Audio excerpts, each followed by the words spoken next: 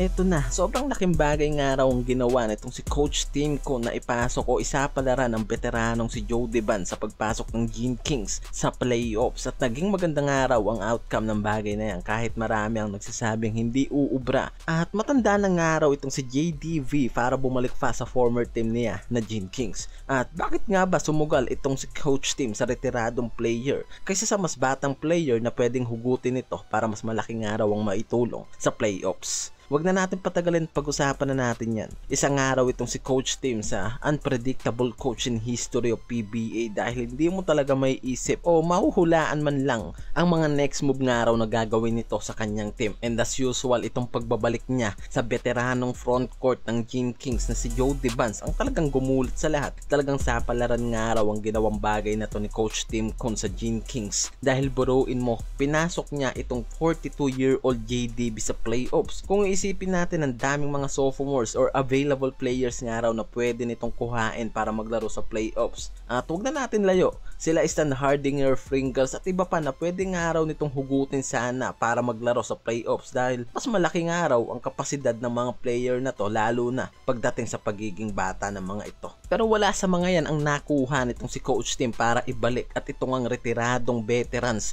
or sabihin na nating malapit sa loob nitong si CTC na si JDB ang kinuha nito para magbalik sa playoffs. After how many years na pagsasama nito sa PBA League, hindi may tatanggi na malalim na rin ang pinagsamahan nga raw ng dalawang to. Kaya nga hindi nakakapagtaka na muling pagkatiwalaan ni Coach Tim Con ang player na yan at mukhang di naman sinayang ni JDV ang chance na muli nga itong bumalik sa playoffs or malaki pa nga ang posibilidad na mag-advance ang Gene Kings ngayon sa finals. Lalo ngayon, 'di ba, na sobrang gandang reinforcement ang ginagawa nitong si JDB sa buong team ng Barangay Ginebra at hindi may tatanggi na sobrang gandang araw ngayon ang takbo ng buong team ngayon ng Ginebra sa pagpasok ng playoffs. Talagang pinagandaan nga raw nitong si Coach Tim ang muling pagtatapat nito kontra sa Meralco na talagang pwede nga raw silang masweep nito kung magiging pabaya sila pagdating sa players. Lalo ngayon alam natin na ang Gene Kings pagdating sa mga backcourt player wala na sila katulad nila Stan Hardinger at Pringles na na-trade nga ngayong season. Wala pang Malonzo, Jeremiah Gray at Isaac Go na nagiging suporta nga ng mga ito pagdating sa front court. Kaya walang choice itong si Coach Tim kundi kumuha ng isang front court na talagang nga raw na isa sa mga veterano at siguradong hindi na maninibago sa sistema na tumatakbo sa Barangay Ginebra. Kaya nga kung kukuha nga raw lang ito ng mga ibang players na pamalit, siguradong hindi agad nito makukuha ang environment at sistema na tumatakbo dito.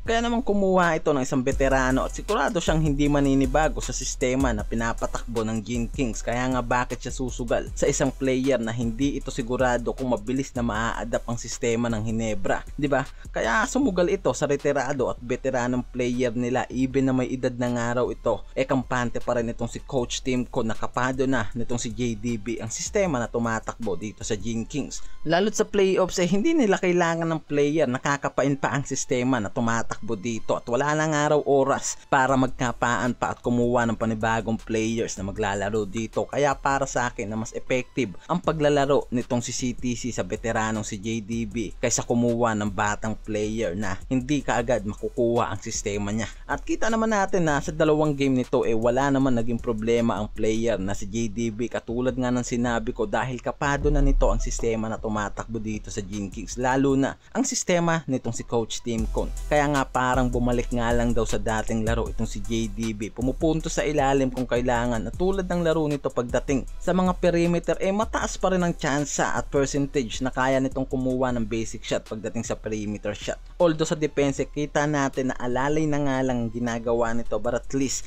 pagdating sa opensa ay malaki pa rin ang bagay na ginagawa nito at tinutulong nito sa team ng Gene Kings ngayon. At pinatunayan na age is just a number at talagang kita na kaya pang sumabay ng isang Jody Vance sa mga mas batang player sa loob ng court. Ngayon pa lang nagkaroon na ng magandang bunga ang ginawa nitong si Coach Tim Con and 2-0 lead na sila ngayon kontra dito sa Meralco sa playoffs. At sinong magsasabi ngayon na hindi ubra ang ginawang pagkuha nitong si Coach Tim Con second sa retirado at veteranong si JDB. Not bad for Gene Kings dahil sobrang gandang outcome ang pagpasok nitong si JDB para sa Gene Kings ngayong playoffs. Ang tanong na nga lang daw ngayon sa susunod na Commissioner's Cup magpatuloy pa nga raw kaya itong veteranong si JDB.